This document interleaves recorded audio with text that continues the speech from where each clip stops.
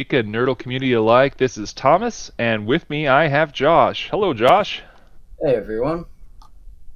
So yeah, it looks like we're on course for a stack fire today at some point. Got a lot of venting going on, which is nice to see. Pretty close last night, but obviously something had to go wrong. Yeah, something that didn't go quite right because they stopped last second there, right at the point we expected to see venting last night, or the static fire.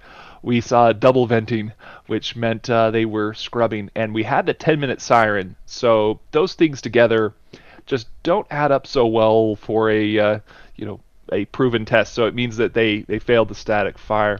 So hopefully we have the siren here today. I'm expecting the siren about 12:24 ish, somewhere around there, just based off of the when the condenser started going. So it's usually between like 40 minutes mark, but maybe it's going to be a little bit longer than that. So it just really depends on how the setup and testing regime has been put today. So we do have questions and other things that people have been asking. So for the moment, I'll go ahead and actually acknowledge some of the people who've become new members and the people who've donated this morning. So if you have a question, you can type at questions and we'll try to answer it for you. The first one we have is the super chat from Davo Cannon. He said for the donut delivery at the roadblock. So thank you for the £5 there, Davo. Then we have 20 euros for from What About It, and he says, Lewis, get yourself a coffee. Thanks for all of you for the Nerdle Crowfly. Thank you so much, Felix. Then we have Don Spruitt. Always a great stream. Thank you, Don, for the 20 euros. Then we have some new sponsors: Kay Killian, Michael Rinnie, Mladen Minarov, Richard Phillips, Smarty, Daniel Bergen, Brandon S., Isaac Rosium, David Bowles, Tom Berry, Andrew Berg, Constantine Bernin, Mike Watson, and Daniel Williams. Let's see. Then we have Jack Straw. And then we have some questions that have already been coming in. So let's go ahead and answer these. The first one, I think, is from Jandon Bilderback. Sorry. Are they going to static fire today? What's your guess on this one? Yeah, I think they will. I mean, they attempted last night. They got pretty far in. We had Siren, we had engine chills, so they were dedicated. They were going to do it, but obviously something went wrong, and they had to abort. And they're getting started pretty early this morning, which makes me think, yeah, they're definitely going for a static fire today. All right. And the my guess is that we're going to look at a really soon, like a static fire at like 12:34 ish is my guess if they're going to do a static fire based off the condenser. But then if we don't hear a siren before then, it means they're not even attempting it the first round. They're just doing a basically a fuel farm test or something along those lines. So I'm hoping to see the static fire too, but it might not happen. They haven't had a good track record this week. I think what was it, the number? Like you said a number earlier, Josh. What was that? I think I'm not too sure on this, but I think it may be the seventh attempt. Yeah, I think it is. So Ooh, wow. yeah, it's taken a little while to get here, but yeah, should be looking for a flight after this real soon. So Oh, I missed a super chat earlier from Psychotic Wolfie. SN9 will static fire successfully on the 13th. I can feel it in my bones. Oh, I hope so. Thank you for the $10, Psychonaut Wolfie. Or Psychotic Wolfie, sorry. We have a user also named Psychonaut. Sorry. Let us see here. The next question from Casual Orange X. They ask, once Starship is flight proven and tests are met, do you think we will see a slowdown in testing while C platforms are being built and launch tower is being built? Me, I don't actually think they will slow down. I mean, they could be buying or building their own offshore launch pads now as we speak. I think SpaceX know how to think ahead, and yeah, I think they are definitely going to plan for these things before they actually are capable of doing them, so they don't have to slow down in testing. What do you think on that? I think that that they do want to do the sea launch platforms and like do launches from Boca Chica and then maybe even Florida. The Florida one's the trickiest of the three, but basically it's the same as the sea launch platform, at least for getting the vehicle to its location. You probably have to do it by sea. You would use the canal that is just north west of Boca Chica, and you basically would have to use Highway 4 and the new access road that they're doing right now, and you'd somehow have to get the vehicle into a horizontal position. It doesn't really do so well with long transports in a vertical position like the position that is right now. So it would probably slow them down in some senses, like getting it out to the ocean and getting it launched. Those things will slow down a little bit, but because it is a factory producing Starship after Starship and then Super Heavy after Super Heavy, you will have quite a bit of cadence once you get the first few going. So I think that actually things will speed up. Oh, we've got some more venting on the vehicle directly itself now. So that looks like let's see, that's on the right hand side, I believe, of the methane vent. So that's a kind of a long vent there. This looked like it was even pulsing at the start, which was interesting. I don't think we've seen that before. Actually, that was above the methane vent. There's two little holes up there. We've identified the piece of equipment that's up there, just not what it does. The closest I can figure so far, it's connected directly to the header tank system. So whatever they're using for the pressurization of that system, that seems to be what's doing it. But they have some other fill systems probably next to those pneumatic lines or something else. It's always kind of interesting to try to figure out what that is.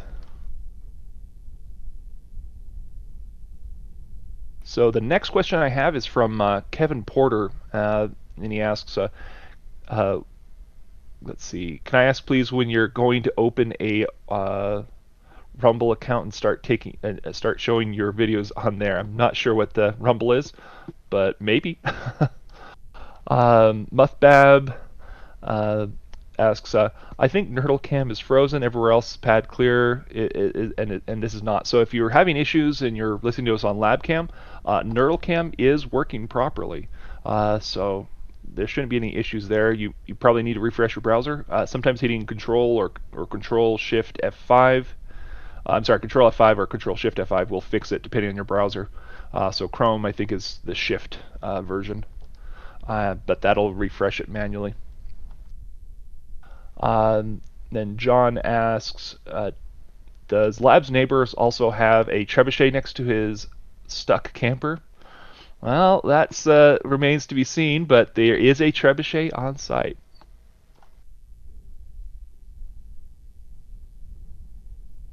Okay, the next question. Let's see. Um, oh, okay, so this is a common question, but we get so Stephen Mostert asks, what do they do when the grass vents? What does that mean? I still cannot get this like memorized, but the name is the LOX overpressure vent, if I'm not mistaken. It is, but it is also nitrogen. That's something we found out recently that it's not just Yeah, LOX, but it's also LOX and nitrogen. But LOX sounds more fun. yeah. So they use it to relieve pressure from the main tanks and the tank farm, so they don't build up too much pressure.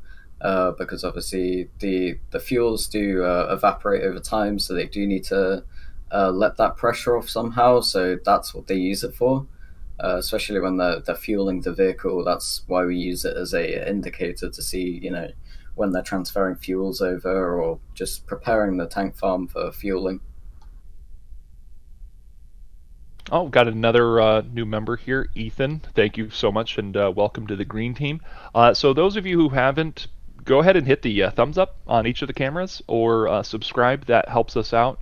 And if you're like Ethan, go ahead and join the Green Team as well if you can afford to. Every little bit helps in making the setup and keeping it up, running at all times. So there was a question earlier, and I think it's related to the lab cam. So there's an issue with some of the cameras that were they had to have the stream reset. So lab cam is still working. It's just on a new stream. It has to be reset every once in a while. So just for you, those of you like trying to find LabCam or something, that it's just going to be another link since it has to be reset. Okay, the next question here from Jason Voiles, or Voiles, sorry. For anyone watching last night, was there any repairs performed between last night and today that we could tell? Not that I can think of, but just to interrupt quickly, I think we do have tri-venting going on.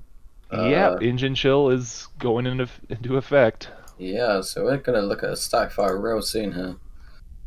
Yeah, I'm But yeah, expecting Siren in 6 minutes or less here. So that's going really fast today. This is one of the fastest testing regimes we've seen in a long time.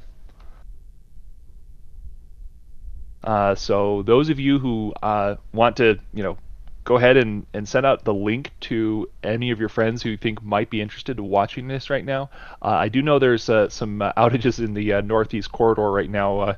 One of our mods said that he had to drive 30 minutes just to get cell signal because they basically there was an outage basically in it sounds like was it Oregon or Washington? I think it was Washington.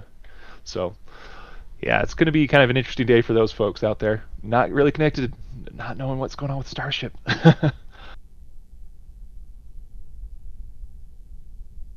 All right, Kilo. Let's see here. Did we actually answer the last one here? Oh, from we're about Jason halfway through. Boyles. Yeah, so we did see some work on the vehicle last night. Uh, they did have people wandering around that fuel farm area as well. Not exactly sure what it was that was the problem, but they've been working on the vehicle and everything else, and it's pretty much ready to go. Okay, so for Kilo asks, can Starship use a shallower descent profile to reduce max heat generation on reentry? So what do you think, Josh? The Kerbal in you, what does that tell you? I'm not really sure the realistic flight profiles, but I think I'm really not too sure actually. I've talked about this before, but yeah, I do play Kerbal Space Program quite a lot, which is why he handed the question over. But yeah, you can. Yeah, the heat generation on that is a lot different to real life. Yeah, that's true. But I would you take a guess at it? Because I'm thinking about it and I'm kind of coming up short as well. That a shallower profile. I mean, just thinking about it, it doesn't really work right. You'd either bounce off the atmosphere and you have some skipping action happening, and that's not good. You're not going to land where you expect to. Yeah, I mean, there is a risk that you could bounce off the atmosphere, but there's also a risk that you could go too heavy into the atmosphere as well, and you've just got to balance it really. So, I mean, I think I'm not sure if Elon's talked about this before, but they've mentioned going in for multiple passes through the atmosphere to slow you down gradually, just for relieve stress on the vehicle itself. Because yeah, I'm not really sure. I mean, yeah, you if you do it too long, it doesn't work right. And wow, that was quite a bit of a chill coming off the right hand side. um, But yeah, if you if you skip the atmosphere, you'll bounce around. If you or if you hit it too shallow, um, basically from what the way Starship works, you have to do basically a full body slam into it when you're doing the reentry. Otherwise, you are not slowing down fast enough. So that is part of the system that they're looking into is making it take as much of the heat over the largest part of the body, which is going to be pretty much from uh, the tip to down to the tail, and on the flaps themselves, they'll probably have a bit of heat shield tiles on those, with just taking the brunt force of the entire vehicle, slowing it down as fast as possible and keeping that angle just right. Let's see here. Next question. Uh, Mr. Sriju asks, which serial number will be the last prototype? I don't think Elon has actually said specifically which one will be the last one, but I think this is one would have to leave for guesses at this point, or estimated guesses. What's your guess, Josh? I mean, well, we don't even really know when they'll stop calling them prototypes. They could stop until they get to orbit. They could stop until they land on Mars. We don't really know until they kind of stop, I guess. I mean, Mark 1, that was the production prototype, so yeah, I'm not really sure. I've seen that they're just so iterative in their design process that if it wasn't for the crude version of the Crew Dragon and going to the ISS, they would not lock down Falcon 9. They would just keep making small improvements and adjustments um, until basically they were satisfied. It's kind of an interesting process that they went with that rocket. They will do, I think, something similar with Starship until they have to be locked down as far as like a number of improvements and changes. So when the vehicle's working and it's safe, then yeah, they'll lock it down and start doing human rating. But the point at which you do that would be probably basically for Artemis, maybe 2024 or 2023 or something like that is when they'd start that kind of operation. And by then, I hope to see maybe hundreds of flights. So each Starship could carry, let's say, 400 Starlink satellites, and that would allow them to test the entire process very quickly, so that they can verify that yes, this whole system works.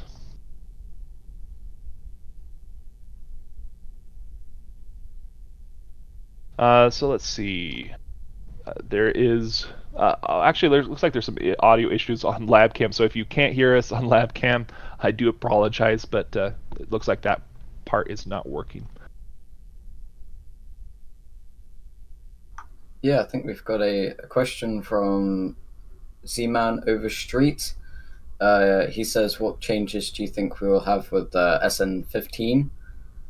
And there's a lot of debate going on about this, actually.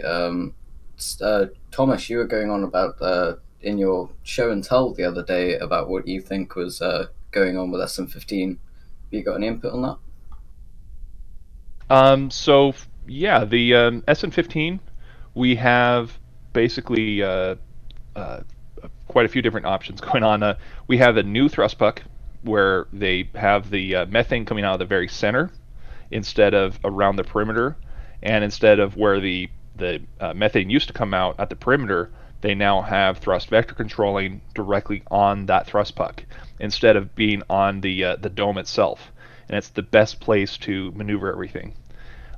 Then on top of that, we have looks like a new nose cone section and a that's coming along, and that might be for SN15. They have looks like a new downcomer that they have to work with because the methane system is different on that thrust puck. They might have new flaps.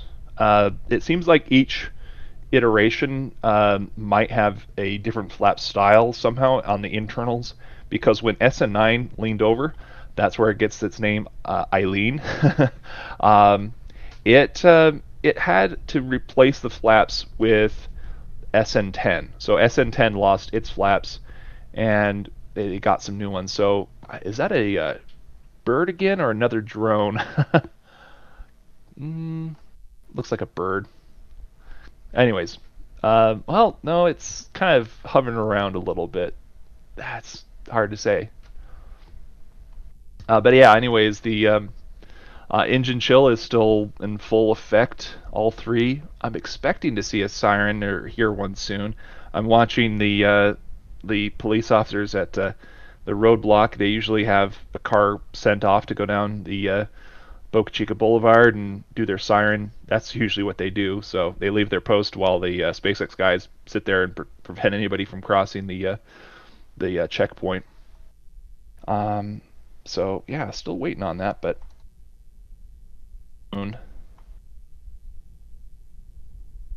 let's see. Is there anything else that is different on SN15? There's And a I, little bit of vapor coming out from the under the skirt there, which is to be expected. But yeah, I don't think there's anything different. yeah, this looks like a normal stuff, a normal ramp up to a static fire. I just was expecting to hear that siren a few minutes ago. So we'll probably stop just in case they do have a static fire here in the next 3 minutes. Just in case, we'll stop for a duration of about 6 minutes, just in case they do have a static fire and we just don't hear the siren. Uh, because yeah, this timing is very quick and everything's just ready, but it could be that they're just doing a test of the system, and then they're going to have to recycle, and it'll be another maybe hour or 2 hours because this is just going so quick.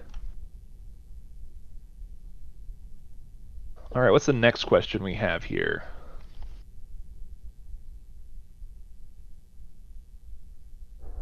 Looks like we've got one from Sean Wright, I think. He says, I see the new test tank being built with a 3 millimeter thick, could be wrong. Oh, Um, there it goes.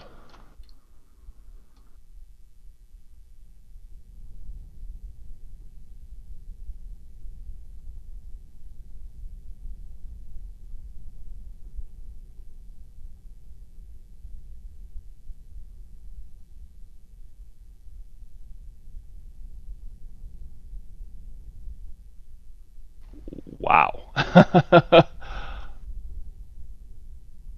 That was unexpected. Was expecting it possibly another 3 minutes from now. That's why I was going to head off, but that was unexpected.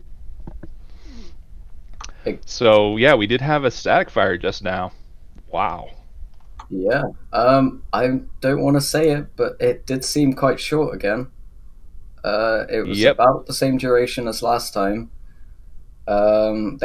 They have plenty of time to recycle and do it again if they really had to, but yeah, I'd say that is slightly short.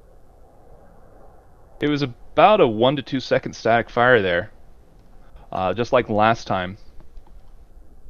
But they aren't detanking, so that could be a sign that everything went well, I guess.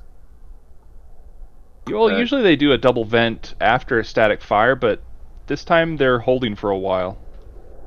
yeah, I think they have before. They hold the tanks for a while and then they depress.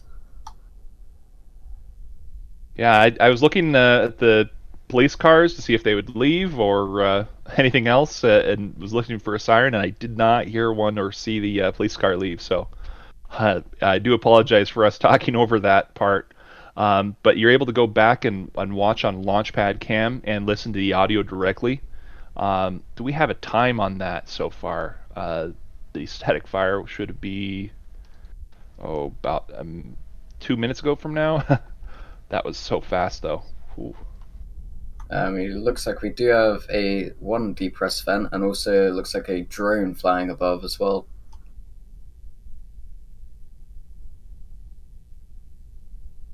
Yeah, it's coming and going as far as some of the venting, but that was nice to see, and I don't see any chill on the tip of the nose cone, which is what I was expecting to see, especially for a basically a header tank test for a a system like that. So they need to do a header tank test with pressure and a static fire on that.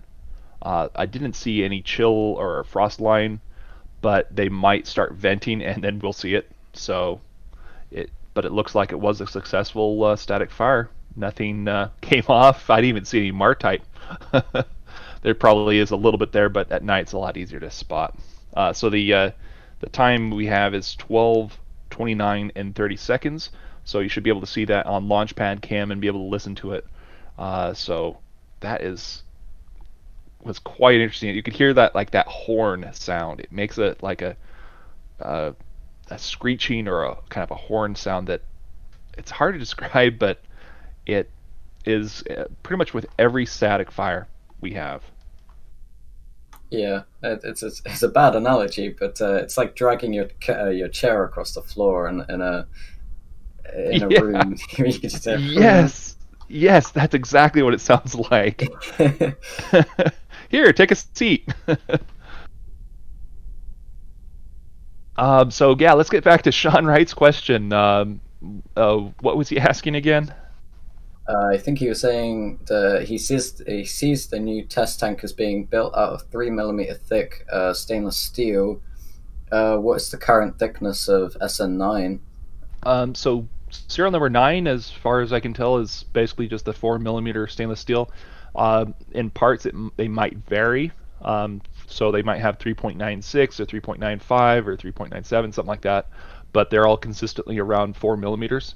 Um, the 3 millimeter one we've seen is basically something like 2.9 or exactly 3. I've seen some numbers on the fours that exactly are 4.00. So the new test tank is looks like serial number 7.2. I was hoping it would be serial number 13, get rid of the unlucky number, but oh well. We'll take what we can get, and we'll have a nice little tank that we could see pop, because it is essentially testing something to its limits. You would like to see something like 3 millimeter stainless steel to replace the 4 millimeter stainless steel on the barrel section of the nose cone. It's just extra weight. You don't need it, and it doesn't provide really any extra protection. Really, you could do some other stuff for basically lightening up the entire vehicle if you wanted to, and still protect it.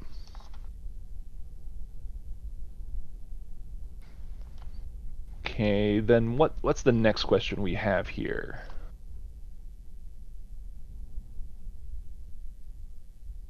Looks like we've got a question from Mr.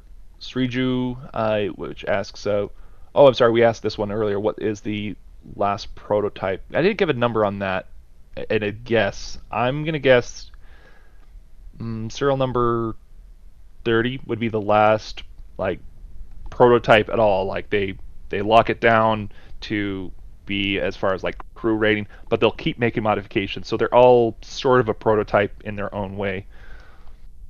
Any guess on a number, Josh? Yeah, like you said, there's probably there's a lot of things that you need to consider, but I would say the late 50s maybe. That's not really going off of anything, just kind of what I guess, really. Ballparking it, yeah. Yeah. All right. Gibson Carmichael asks, how fast can this go? How far will it go? And if it goes into orbit, how long will it be in orbit for? So I think he's referring specifically to SN9. So I don't remember the top speed of SN8, but basically it'll match what SN8 did. So it'll basically slowly go up and slowly come down. It will never exceed the sound barrier. That is specifically why they have chosen that particular flight profile. And so it looks like you would never see this particular SN9 in orbit. This is just a very basic test article. Has no ability to come back. You could launch it in orbit, but you would need to have a super heavy booster to do that. All right. Jason Voiles asks another question here. Has anyone reviewed or watched the footage from last night to see if they repaired anything? I think we answered that one as well. Yeah, I think we did. Um, okay, Chains Productions. Would you ever go to Mars if it becomes available to everyone? So, would you go to Mars, Josh? Without a doubt, yes. The trip is long, but yeah, I'm definitely willing to take that. Yeah. I hope you bring your Netflix, but it'll be totally worth it. I I would do that as well. Like, okay, got my entire movie collection, and you can lounge around in space for 3 months, and you get to Mars. It's going to be hard if you haven't had artificial gravity from point A to point B for that duration. You're going to have a hard time for the first few days and few weeks, especially that first little bit. It's you're basically be in your chair and be like, "Well, can I get out of my chair yet? Nope, I can't stand up." So lots of additional exercise for the next few days. But Yeah, I would definitely do it. I would rather go to the moon rather than Mars. I think because of the shorter trip. There's less zero G, like you said, less zero G. Well, degradation, I guess. So yeah, I'd definitely go to the moon rather than Mars. It's not too far from home as well. So yeah, Yeah, the moon's a good one because you could live on there for a good portion of the time and then come back to Earth, and it's like, which way do you want to go? Be living on the moon or living on Earth or both? And you can do both easily enough. So here's a fun question for you, Josh. Ventasis, I'm sorry, Venitas UK asks, how does Josh feel about the possibility of getting to bed at a reasonable time after this static fire? Usually, it is the early hours for him in the UK. yeah. I mean, I used to stay up at well, some weird times to watch these static fires and flights and whatnot. But yeah, they it happened today at a reasonable time, so I'm happy. I think last night I went to bed before the static fire actually was attempted, so I'm glad I didn't stay up for all of that for the abort to happen. So Wow. You know, as fast as they did this today, I'm wondering, could they do another one or another two or three or whatever? They've done it before. The other day they did a static fire and then had a second one, but I'm wondering if they'll do it again. What do you think, Josh?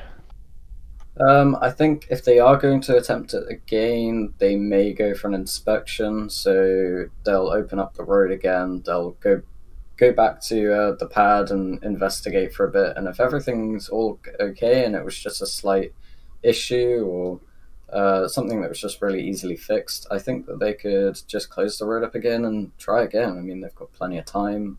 They've got the notices out. So yeah. All right, so we would probably expect to see them coming down the road and doing that pretty soon. But now I'm just oh, they didn't do that the other night though, so I'm not sure if they would come down the road or not for a second one. Oh, that's a tough one. If we even have, we'll have a second static fire, but they did need to have one more static fire, from what we can understand, uh, for today. That or not for today, but like they did the static fire for today, so that's done. That's over with. So we might get a second, but I don't know. We'll have to keep watching and see what happens here. But we didn't even get the siren this time. That was odd. Okay, the let's see here. Question from Z-Man Overstreet. Why did they stop construction at the OLM? Yeah, that's a interesting question. It's only up to SpaceX on that one, but I've heard rumors on like Reddit and other areas that the company that was working on it was let go.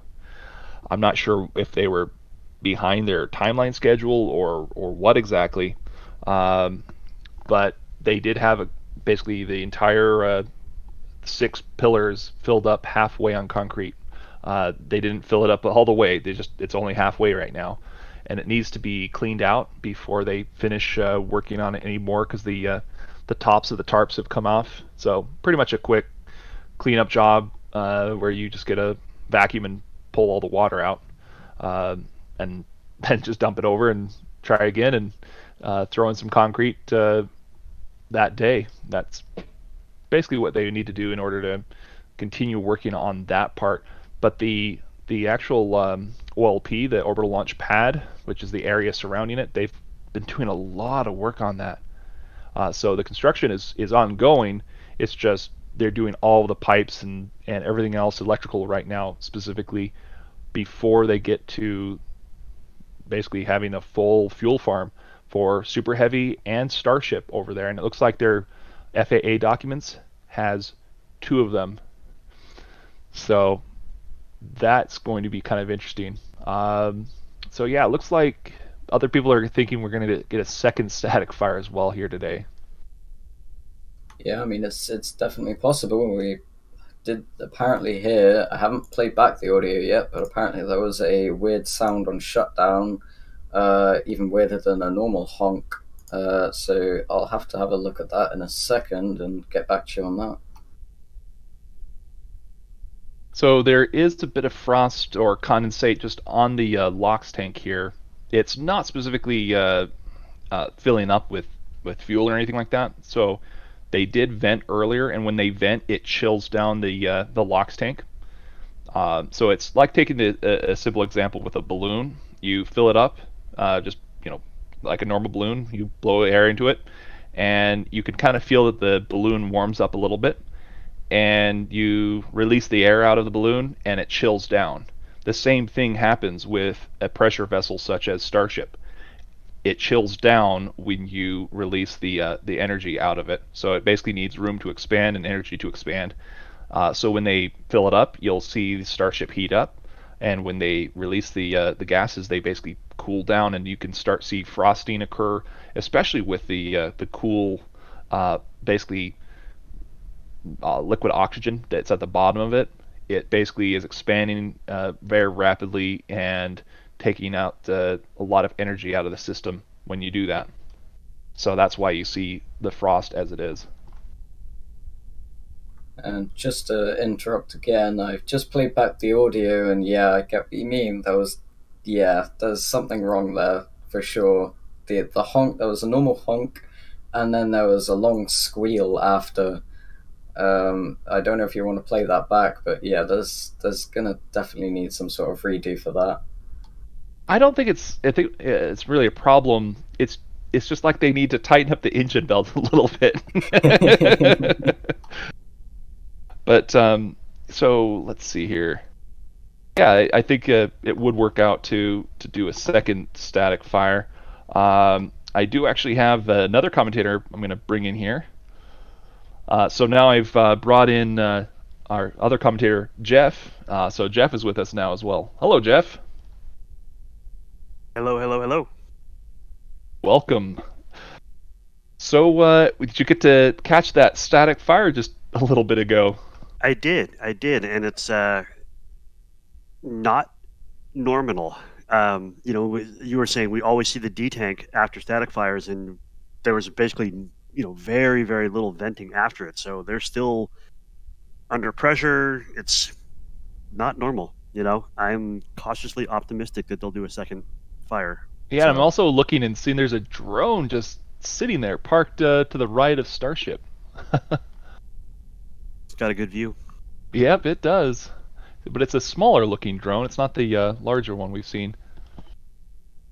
Talking about that drone, actually, this morning I was watching the stream and I just caught a drone coming down on, I think it was Nerdlecam, and it came down quite fast, so I'm not sure what happened to that, but I've got a video of it coming down really quite fast, and I'm not sure if it slowed down in time or not, so yeah.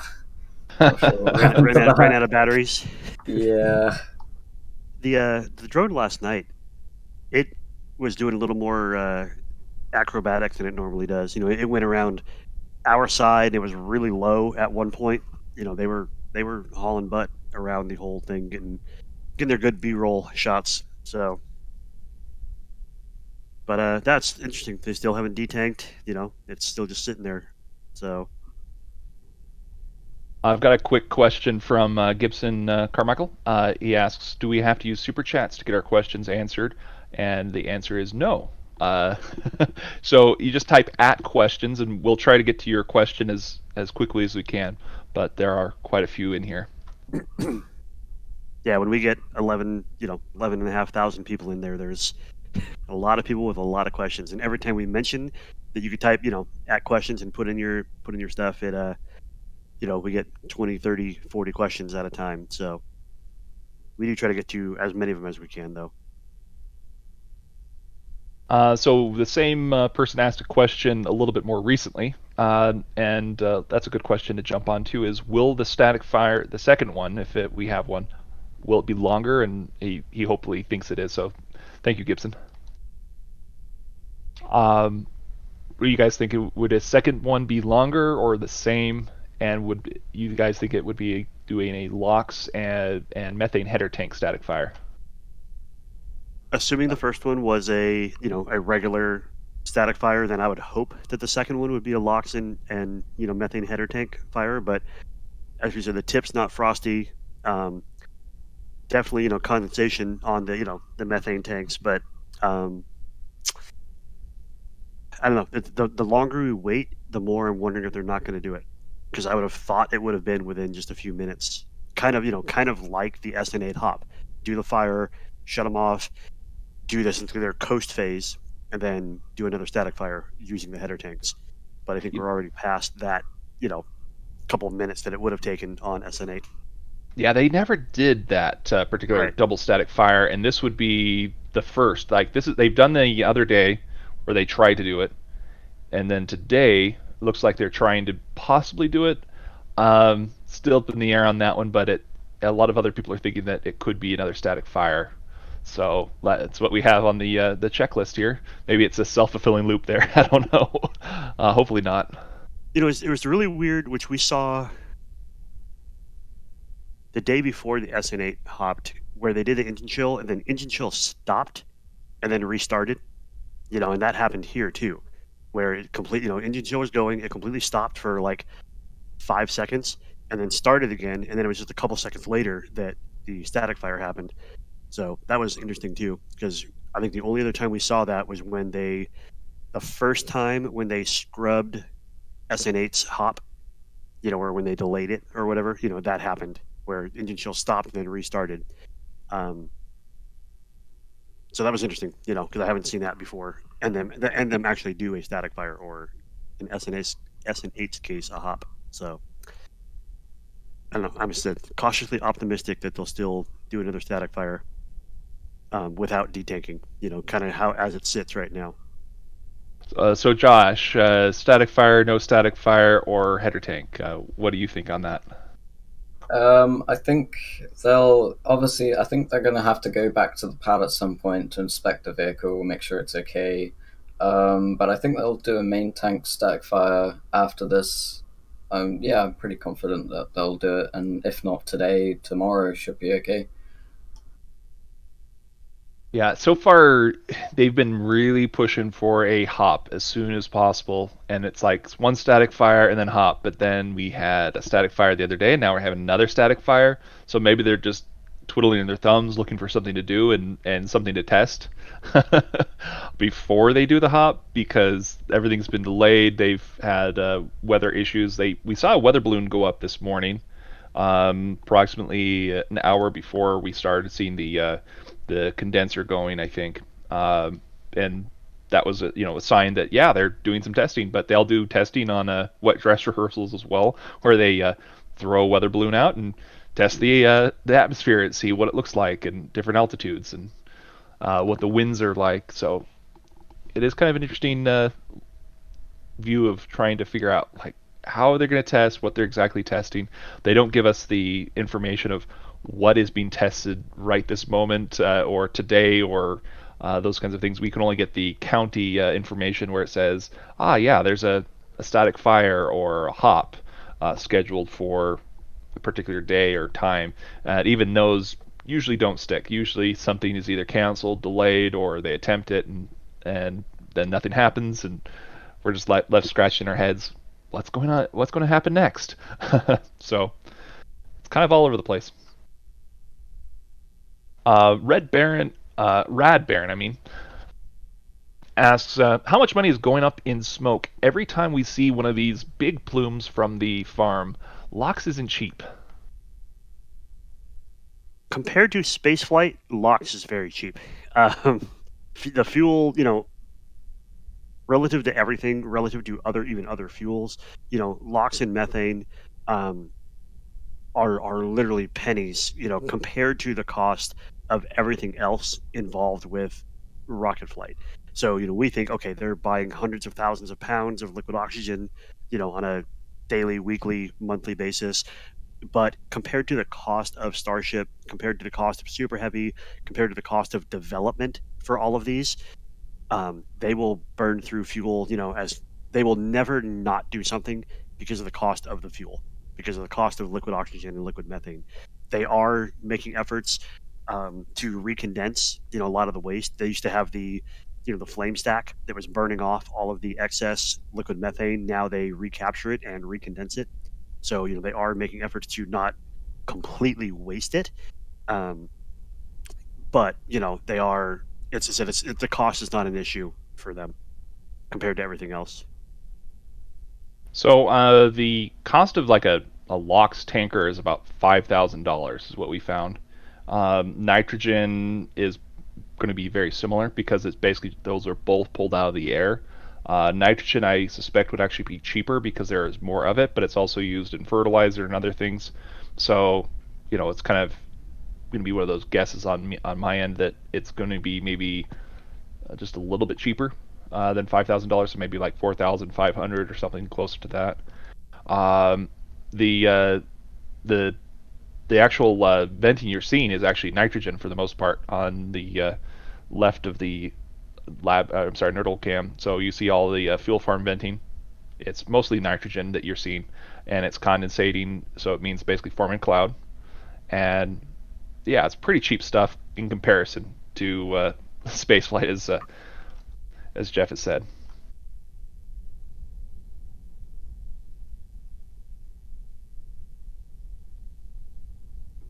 Muthbab asks, how do I address questions specifically to a moderator? So if you have issues with chat or users in chat, you can use Discord or address it directly in chat. Ask at a particular mod. They're going to be in blue. Let's see. So Pete Nikolic asks, so is the trebuchet for the Wii factor? So yeah, there is a trebuchet right near where we're at. I'm not sure if it's been revealed what's going to happen with that, but it is there and visible. So it is just right where we're watching from on Nerdle Cam, just to the far right.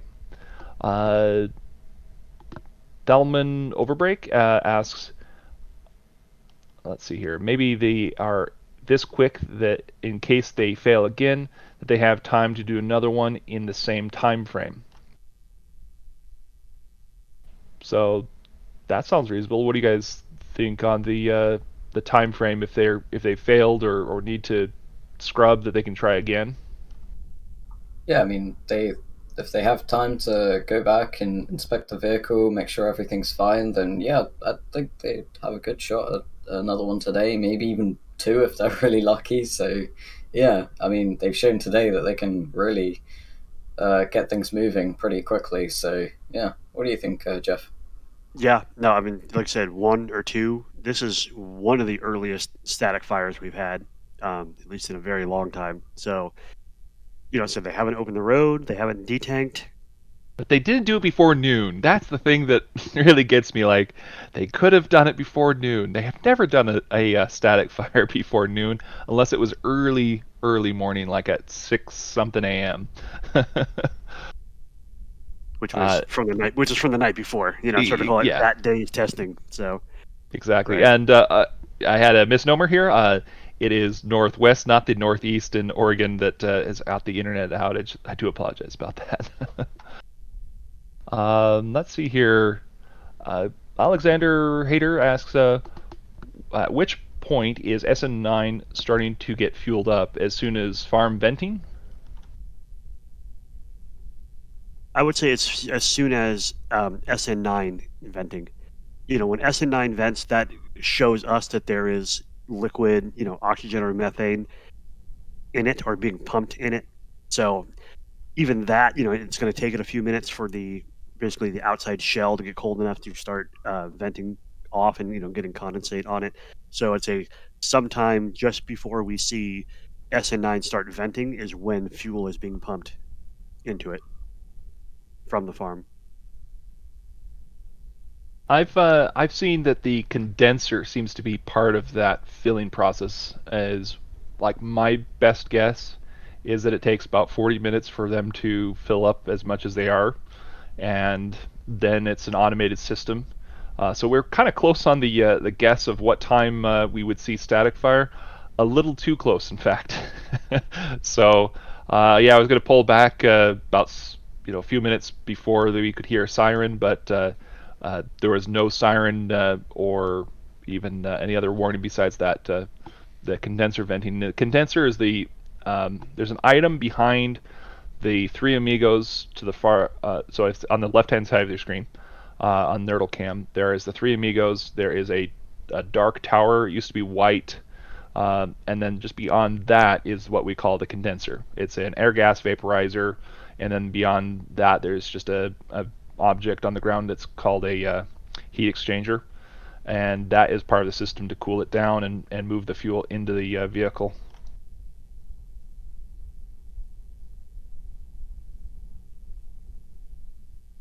And the next question we have is from Chris Noling. It asks, all three in chilling, or was it just two earlier? I think it's all three. We sometimes can't see the third one depending on what way the wind is blowing. The one that's on the the windward side or the far side of Starship from us.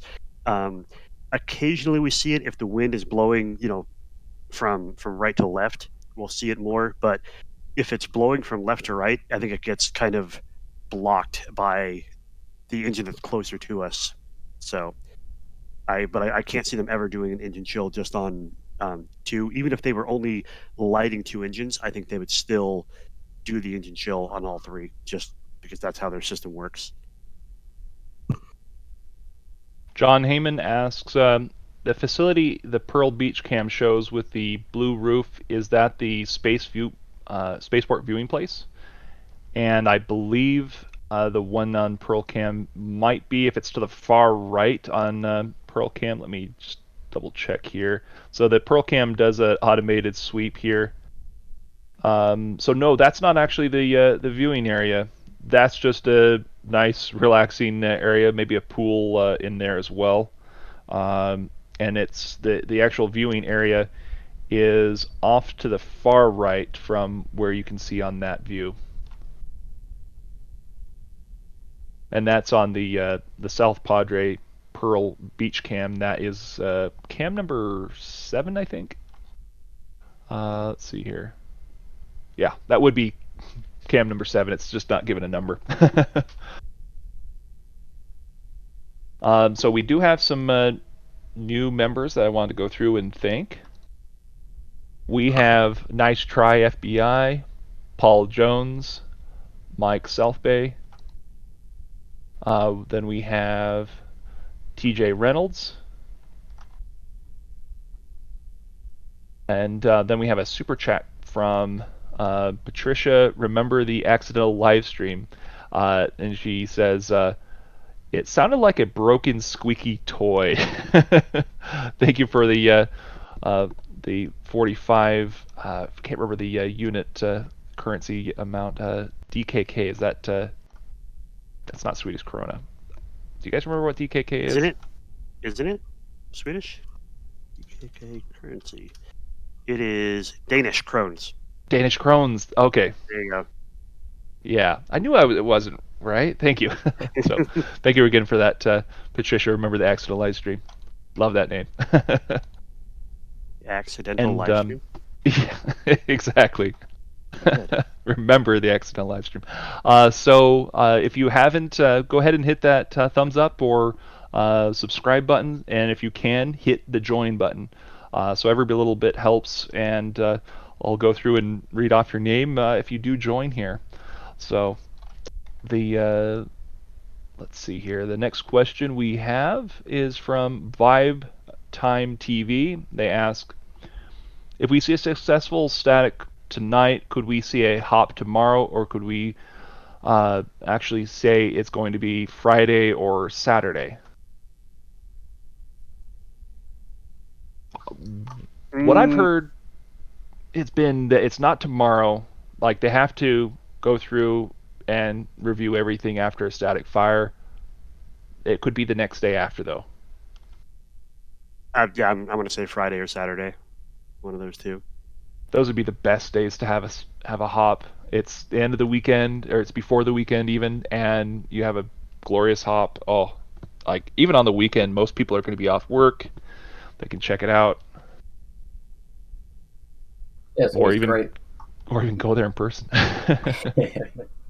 It's always great to get it out to the public as well, because a surprising amount of people don't actually know what Starship is and what it's for. So it's good to get it out there. I mean, it demonstrated it with like Demo 2. No one really knew what it was about, but it got out there in the news, and yeah, quite a few million people watched that. So it's good to see when people get excited about space travel and engineering in general. Yeah, that was impressive. How many people were watching that? And for lack of a better term, NASA hasn't had something that exciting in a very long time. Since the shuttle program went away and SLS being delayed forever. It was really good, to see that and see that kind of reaction, seeing it on like every news channel. Is that seeing their YouTube channel just getting 1 million people on it or more. Who knows how many were watching it on NASA TV, and things like that. So it helps. It helps with all this stuff. It helps with SLS. It helps with James Webb. It helps with Starship. It helps with Artemis. It gets attention to all of those things that are going on. So it's all good. It's all beneficial for space, for SpaceX, for humanity, for that matter. So it's cool to see. I like it. The promise that and potential that Starship has is just almost limitless. We can go to pretty much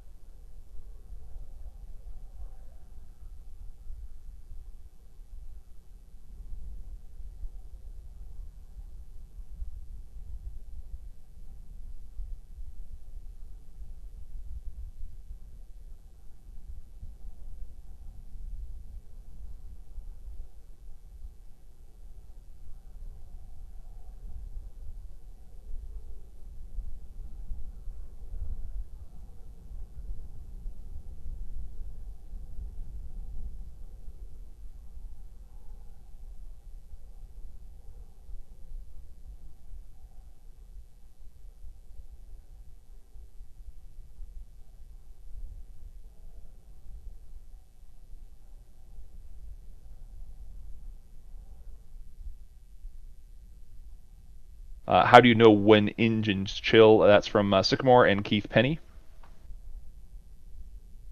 Sorry, what was the question?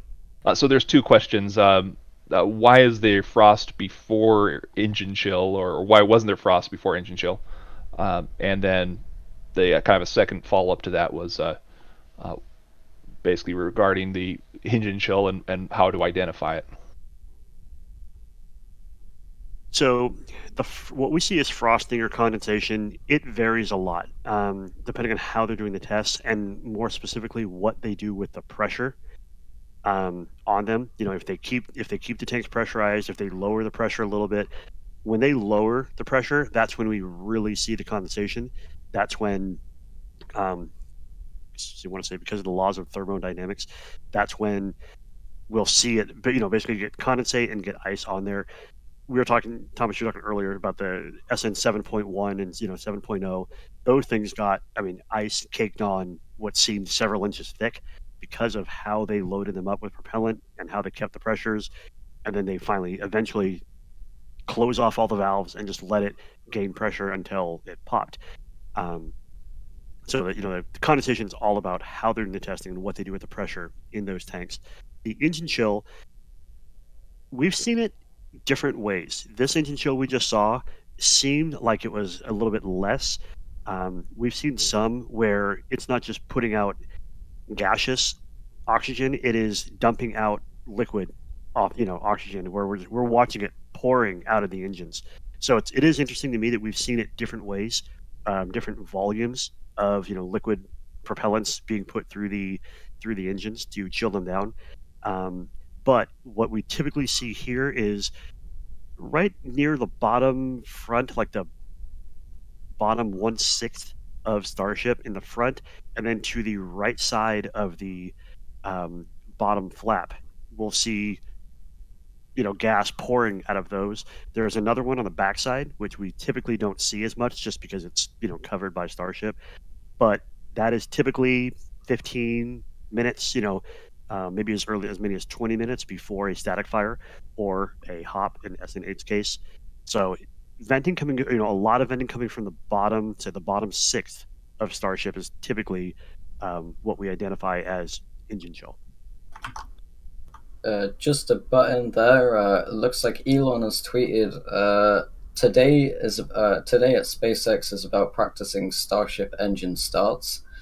Ship is held down by massive pins while engines are fired. 2 starts completed, about to try a third. So looks like we're going to go for another static fire very soon. From the man himself. Wait, nice. You said 2 starts completed. What did I miss? We had the static fire just the other day. We had that one. That's he's talking about that one. Okay. Yeah, I think so.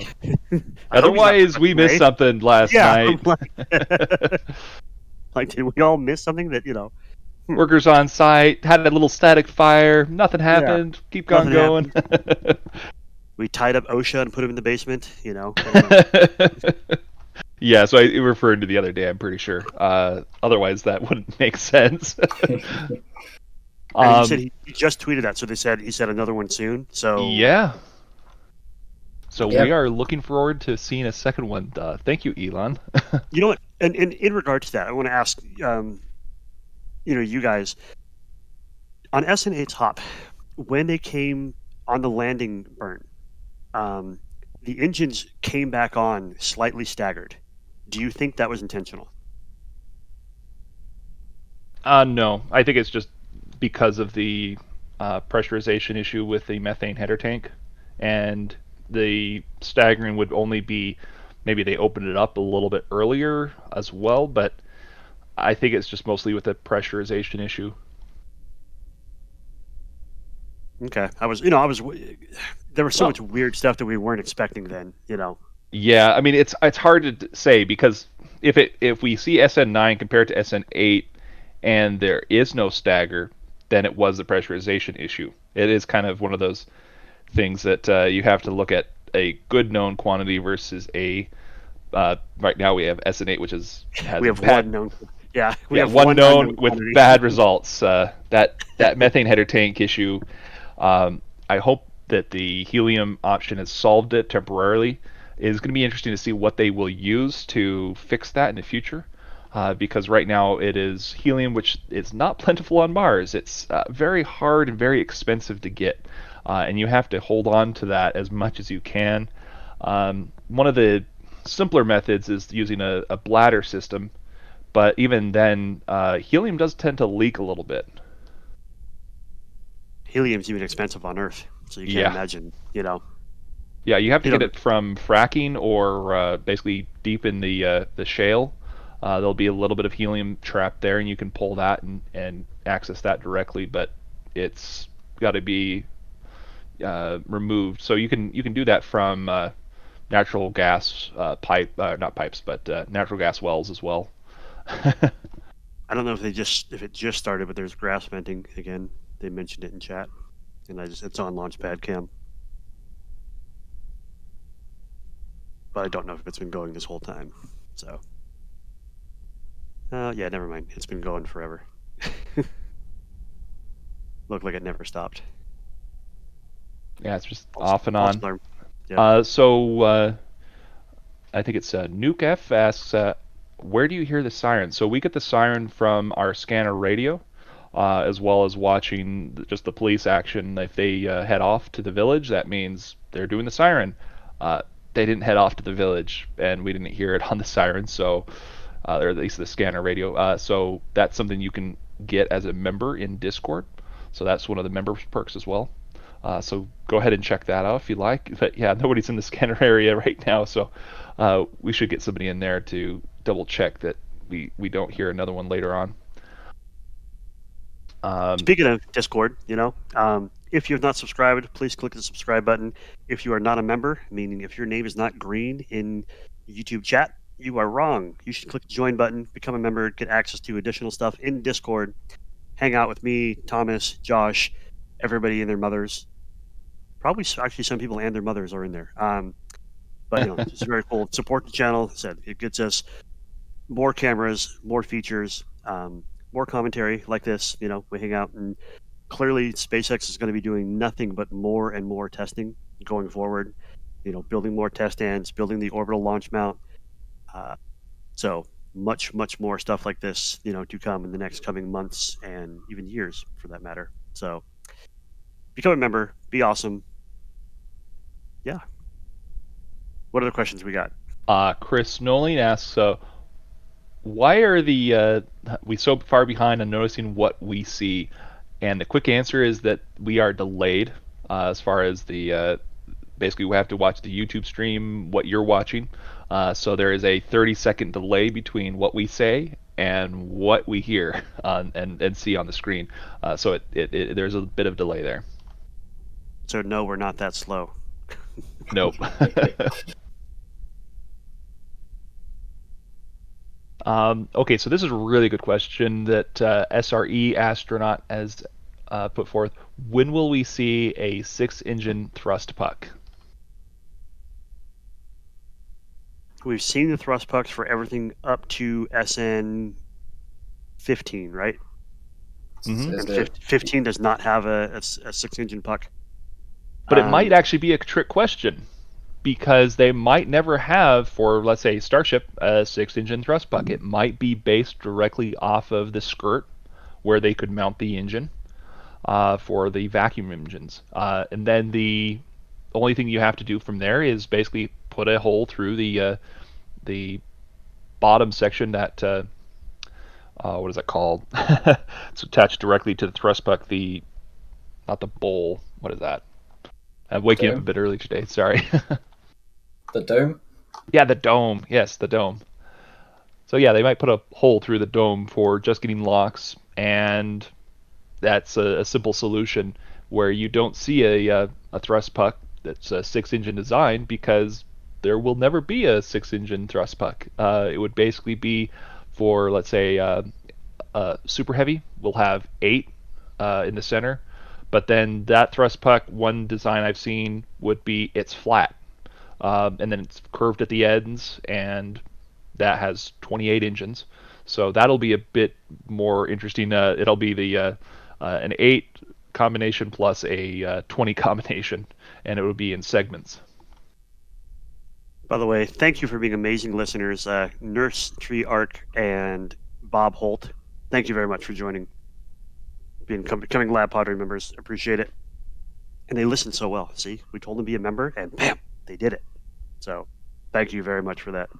Yeah, Jeffrey, for what I can't pronounce your last name. Sorry. Said there's a drone. Did the inspection, guys. So thanks for the 549 euros. Maybe they did. Maybe they flew the drone. They flew it right underneath Starship. Looked around, said, "Yep, looks good. Let's go. Do it again." So I mean, they could always shove a Zeus out there. We haven't seen him in a while.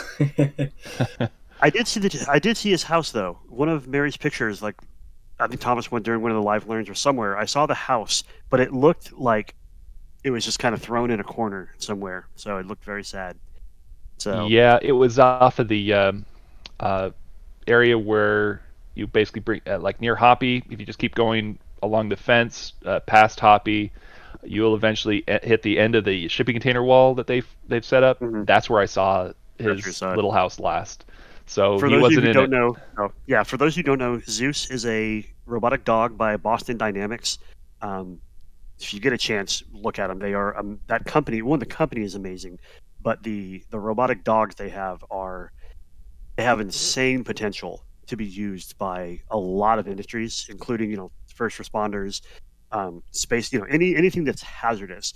Those they can basically walk over anything. Obviously, they can take a lot of temperature and heat and water and all that. So for a while, SpaceX was using them to take a look at the starships or even the test tanks after they had explosions, or it's a safe way to get a boots on the ground look at something when it's not safe for people to be around it. So after SN 7.1, when there was a ton of just debris everywhere, you can see the little Zeus dog walking around the the rubble, I guess you can say. So they can get a look at stuff sooner without having to wait for all of the hazards to kind of clear. But as I said, I think they sent it back. I think he was on loan, so we haven't seen him in quite a while. But Yeah, he's a little lost dog. If you spot a little yellow robot dog, let SpaceX know. They've been looking for him. They posted signs around Boca Chica, missing on large buildings, on some dishes, and on rockets. Yeah. Yep, just stapled those on. Please find our dog. Really quick, if you guys haven't asked it yet, I just got here.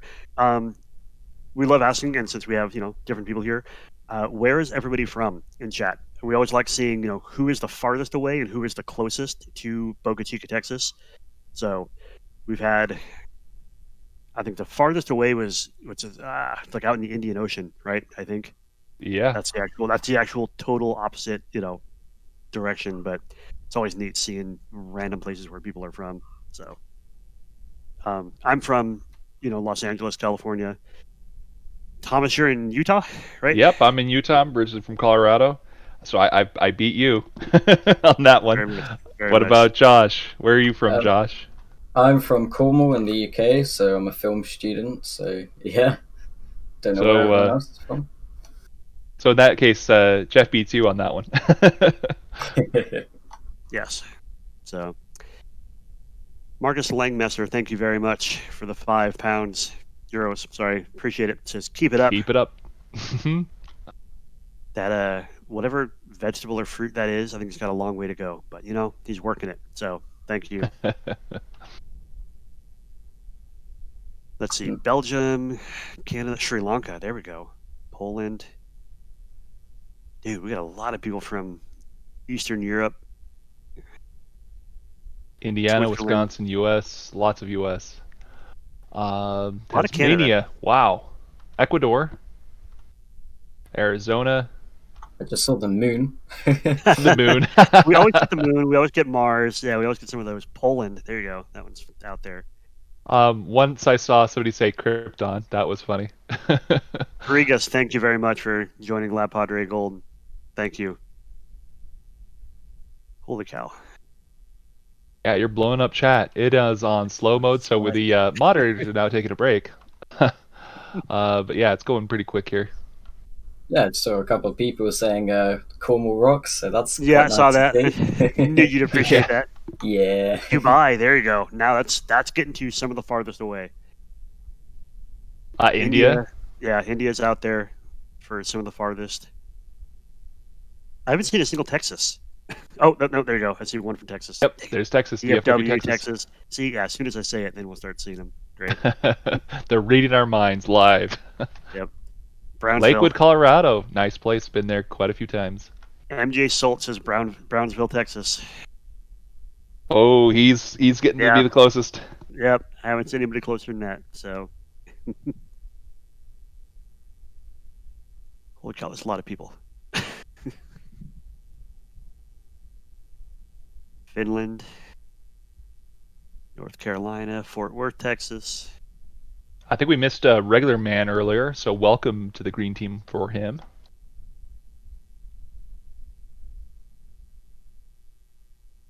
Scotland. See, that's where I need to go.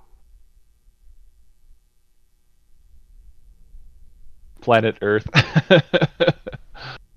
No, that's ridiculous. See, there's a couple more Texas, Fort Worth. Woo, Texas gang. Jupiter. There you go. All right. JP the Gaming Beast wins for farthest away with Jupiter. South Padre Island. Oh, there we go. We have Pisa Monster at SPI. Lab Padre says South Padre Island. There we've got tied. Brownsville's a pretty close area too, so yeah, those three they're gonna have to duke it out. Which one's closer? Lab Padre is cheating, man. He owns the camera. Like he cannot be any closer. True. I just put my hometown in there, which is quite nice to see. Nice. Sparta. You're from Sparta too? Falmouth in Cornwall. Is that your hometown? No, Truro. So okay. Yeah, it's great. No, see? Oh, there you go. Cornwall, Truro. Yep. There you go. Getting more Cornwall. Another one from Mars. Pluto. Got our first Pluto. All right. Now we got a bunch of Pluto. See, that's all copycats. Yep. Oh, nope. Steve Holtzinger says Voyager 2. All right. I see Proxima B and Alpha Centauri B. There we go. All right, now it's going a little bit off the. All right, so moving on. Off the ranch. Let's see. We've got some questions from Vibe Time TV. Asks, could they do a second one if they refueled right now? Answer is yes and yes. Yes, and they might not even have to refuel, depending on how much how much fuel sitting in the tanks. They might not even have to refuel. So clearly, the static fires don't take a lot of fuel. They don't burn a lot. So, but we'll see. I was kind of hoping to be by now, but see what happens. Cool Hand Luke says they are not doing the same venting last night, so can we expect another static fire? Yes, Elon has just confirmed that we are expecting another. What we have here is failure to communicate. If you're all old enough, you'll know what that's from with that name. So yeah, some of these questions are from earlier, but we're still trying to catch up. There's a lot of them. I've heard from Rob Shaw, I've heard that an empty Starship can single stage to orbit. Is that true? It has to be more than empty. It has no flaps, no flings, no heat shield tiles. Nothing except the ship itself and the engine. So it's basically a tank, a OZEV as the nose cone's called, and a couple of engines. That's it. Which is not out of the question for a refueler. It is possible that they can do something like that to be able to put as much fuel as possible in it to get it into orbit, and then use that as basically a gas station.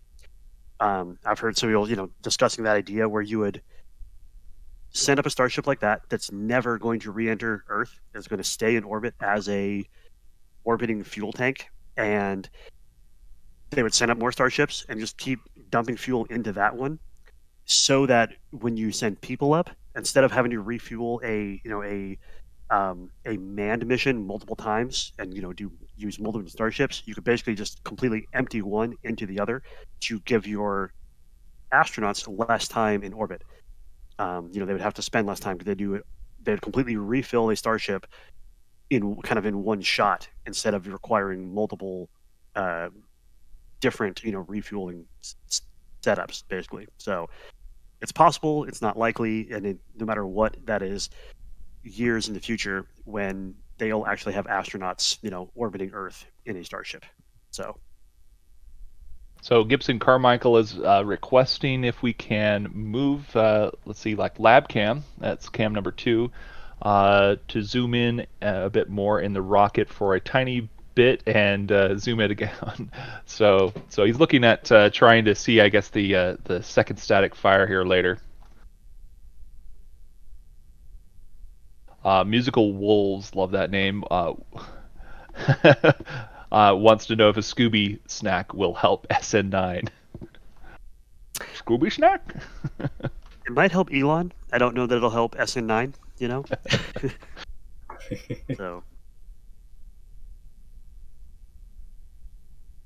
Okay, so Elia Vichy asks, how will they stack it to the booster? And the tempo crane, Tankzilla is too short, I guess. I think so. Yeah, Bluto is what we call the crane, and yes, it is too short. I Uh, like the idea of making OSHA have a field day. Take a second Bluto, lift up Bluto, and then have that Bluto lift up Starship onto a Super Heavy. Okay, so Bluto has some larger, older, bigger siblings. They could do it. That's the thing that we're kind of still wondering about. Is the big fantastic crane in the crane shed over on LBJ and Epson? Is that the crane that will do it? We're not sure. I've put out a request from the company who made it, which is Appleton Marine Products, to say, how much does this crane actually lift? Because if it works for lifting up a Starship onto Super Heavy and maybe even Super Heavy itself. But there is something around 120 metric tons that was a model number that was similar to what it was, but not the same. It's a completely different crane, and so it's a lot of confusion on if that crane would work out to lift a Super Heavy or a Starship. I have a feeling that it could actually be used for payload integration at the site where it's at. So that might count it out, and we have to look at a whole new crane system being built, and eventually even a potential super heavy catching system.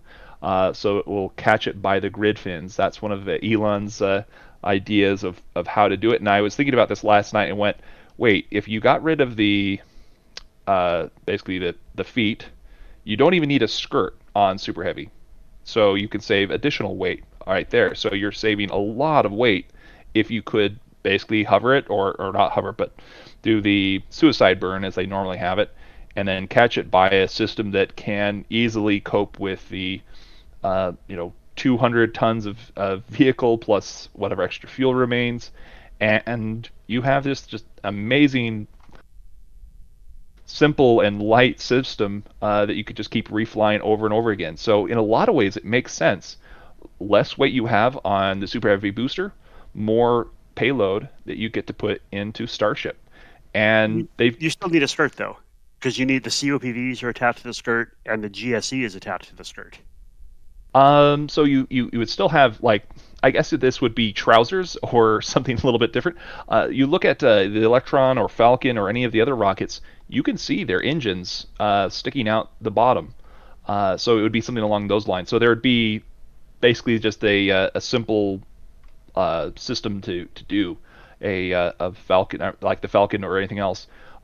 It basically uses the area around the edge to still sit on that, but Okay. everything else, it basically just sits there with its feet hanging out, or in this case, the engine's hanging out, just kicking around, and yeah, it saves a lot of weight. They also don't use, RCS to try to land either. They have a more RCS because they're trying to land. So, but again, anything to reduce parts, anything to reduce weight. Obviously, the landing legs are a big one. Yeah, and with the RCS, I'd probably just stick that up in the top of the vehicle, where you have a lot of room, and then just run the lines down. It's going to be a little more interesting with the RCS at the bottom, but you could do that. That'd be interesting.